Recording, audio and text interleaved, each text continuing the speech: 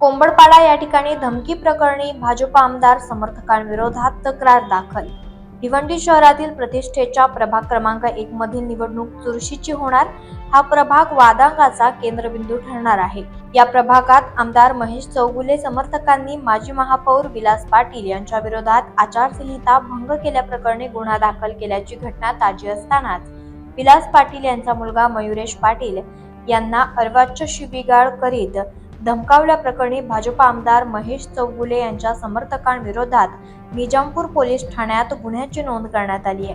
माजी महापौर विलास पाटील आणि ॲडव्होकेट मयुरेश पाटील हे रात्री 8 वाजता कोंबडपाडा येथील ॲडव्होकेट गणेश सलगर यांच्या कार्यालयात बसले होते। त्यावेळेस आमदार महेश चौगुले समर्थक उमेश सोनावणे आणि त्यांच्या समवेत विकास बाफना, रितेश टावरे आणि सोनल जाधव हे त्या ठिकाणी येत उमेश सोनवणे यानं कार्यालयाबाहेर रस्त्यावर उभे राहून मयुरेश पाटील यांना तू बाहेर ये, तुला दाखवतो व आज तुझा फैसला करून टाकतो अशी धमकी देत शिवीगाळ केली।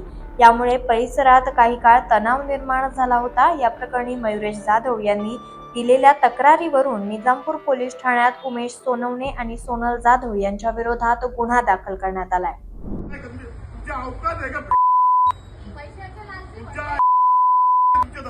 मयुरेश बाहेर तुझ्या जातीला कलंक भांडण होता का?